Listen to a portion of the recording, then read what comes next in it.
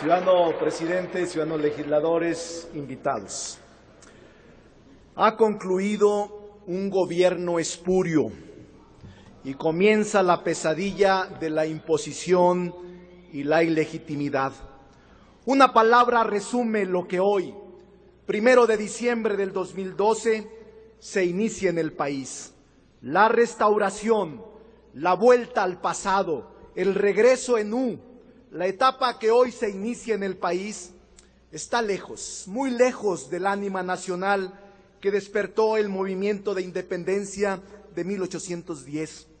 El despertar cívico del movimiento de reforma liberal encabezado por Juárez o de la fuerza social que moldeó a la revolución de 1910. Todo lo contrario, esta farsa de toma de posición decembrina es fiel réplica de aquella de diciembre de 1829, donde un triunvirato conservador formado por Pedro Vélez, Luis Quintanar y Lucas Alamán asume el control del gobierno, o aquella de 1853, donde López de Santana es proclamado Su Alteza Serenísima y es ungido presidente por 11ª ocasión, o aquel día decembrino de 1876, donde Porfirio Díaz asume de facto por primera vez la presidencia de México, perpetuándose en ella más de 3 décadas. Lo que hoy se respira en el país es regresión, reversión, involución. Este primer evento político es ilustrativo y premonitorio. Hay un estado de sitio del poder legislativo. Es vejatorio para los legisladores e insultante para la ciudadanía tener que cruzar 16 puestos de control, rodear 20 kilómetros de vallas de acero, caminar hasta 3 kilómetros para llegar a la casa, a la escuela o al trabajo y sortear miles de pares de botas militares y paramilitares. La sede del Congreso de la Unión convertida en un vulgar cuartel de gendarmería. De ese tamaño es el miedo y la reacción que despertó en el gobierno impuesto el solo anuncio de los jóvenes del movimiento Yo Soy 132, de que vendrían a San Lázaro a ejercer el más elemental de los derechos ciudadanos, el de manifestación y el de la libertad de expresión, como aconteció en 1968 y en 1971. Los gobiernos del PRI son incapaces de procesar la protesta juvenil. Solo disponen de un recurso, la fuerza del Estado. Ayer esa fuerza se usó para masacrar a los jóvenes. Hoy se está usando para reprimirlos.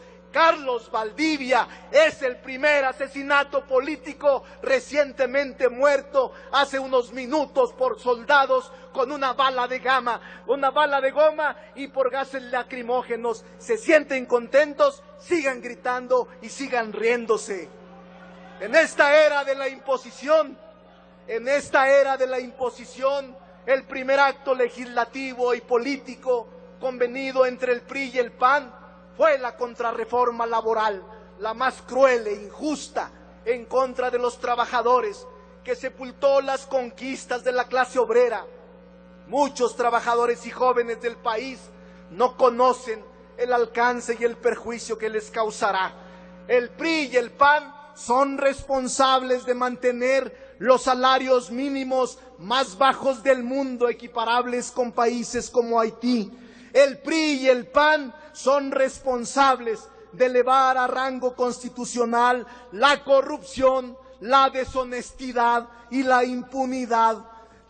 La adquisición de un avión presidencial por más de 350 millones de dólares es quizá el más gráfico ejemplo de los tiempos de retroceso que soplarán a partir de hoy en el país.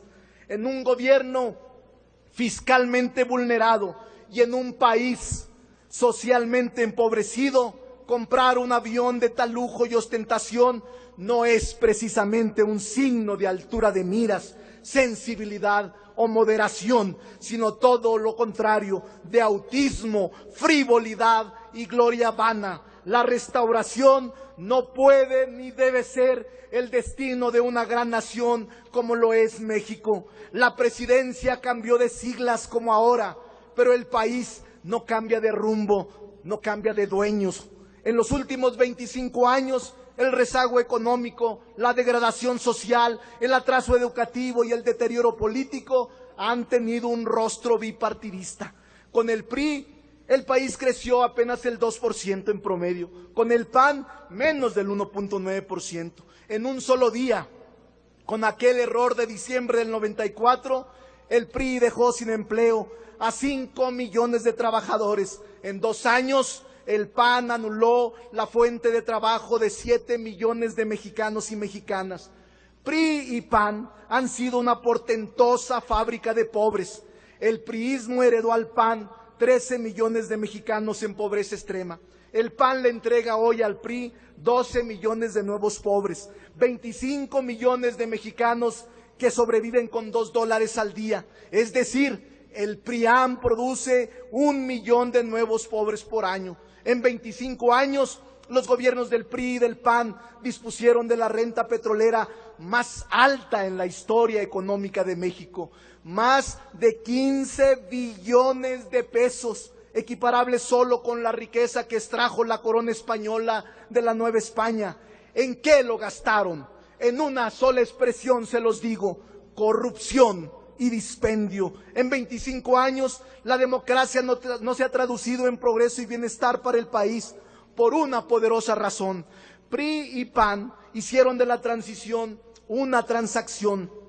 Hay transacción, no transición, cuando se promueven reformas que benefician a las élites políticas y económicas, no a los ciudadanos. Hay transacción, no transición, cuando la democracia se reduce a un sistema para la circulación de las élites, pero no para la movilidad social y política de los ciudadanos.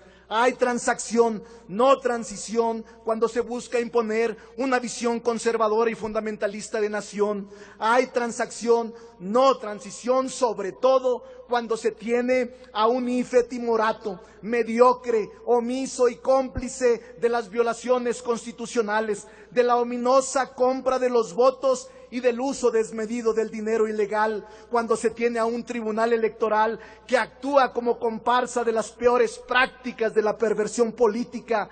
Anuló y negó justicia, actuaron como simples farsantes de toga y birrete. Los consejeros y magistrados electorales enterraron impunemente la libertad y la autenticidad del sufragio. Fueron actores de la más grande simulación democrática, pero lo más grave, elevaron a rango constitucional la compra del voto, el uso ruin de la miseria y la pobreza para obtener votos, el uso ilegal e ilimitado del dinero, la intervención grotesca de los poderes fácticos y la subasta de cargos en razón del dinero y bajo el poder. Por todo ello, no podemos reconocer a quien compró el cargo más representativo del país con recursos económicos de los que aún se desconoce el origen y el monto. La historia nos enseña que aquel que compra la presidencia termina vendiendo el país. El movimiento ciudadano no queremos firmar un pacto que busca lavar y olvidar el pecado original de quien incurrió en estas lacras, vicios y trampas. Firmar ese acuerdo sería reconocer y volverse cómplice de los delitos que hemos denunciado en tribunales nacionales e instancias internacionales. No firmaremos pactos políticos con las élites burocráticas ni con los grupos de poder oligárquico. Los compromisos que asumimos con México son para la historia, no para la fotografía, son para el cambio verdadero, no por un cambio cosmético. No impulsaremos simplemente la alternancia de siglas, sino el siglo de la alternancia mexicana. Ciudadanos legisladores, ciudadanos mexicanos, es un día triste para todos. El luto nacional recorre el país. Dista mucho la fastuosidad de este recinto a afuera, con los de afuera. Allá hay desánimo, hay enojo social, hay inseguridad, desempleo, pobreza y miseria. Riñe con la comodidad de las curules, riñe con sus trajes bien cortados que lo único que saben hacer es chiflar y gritar. Riñe con sus emolumentos económicos que son bien pagados. Nosotros seguiremos luchando hasta lograr el objetivo superior de la transformación del país. Seguiremos señalando con razón y argumentos que la justicia en México se vende al mejor postor, que los ministros, consejeros y magistrados son nombrados por cuota política, despreciando la honestidad y talento de jueces y académicos rectos, que es una justicia putrefacta la que ustedes encabezan. Seguiremos elevando la voz contra este régimen de oprobio, corrupción, inmoralidad y caducidad.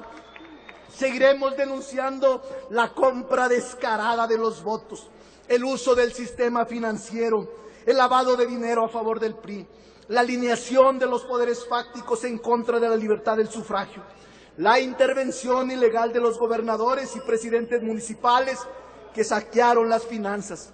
Seguiremos defendiendo las causas de los estudiantes. Seguiremos denunciando a los gobiernos genocidas como el de Calderón, que ha dejado al país en un océano de sangre y violencia por su guerra torpe y absurda y por la complicidad impune de los altos mandos.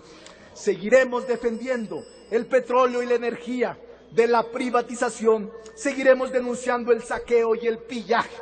Seguiremos alzando la voz contra los feminicidios, contra los crímenes de odio, contra las desapariciones forzadas, contra todo aquello que es una lacra y que ustedes... Señor diputado, sea tan amable de terminar. Concluyo, presidente. Seguiremos defendiendo nuestros principios. Sépanlo bien. No vamos a transar dádivas con el poder. No actuaremos con sumisión ni obediencia al poder corruptor del gobierno. Seguiremos siendo solidarios y simpatizantes de líderes sociales y honestos, congruentes como Andrés Manuel López Obrador, el líder más importante, con mayor autoridad moral que tiene México. Salud, compañeros, síganse riendo, burlándose del pueblo de México. En el uso de la palabra, el diputado Arturo Escobar y Vega.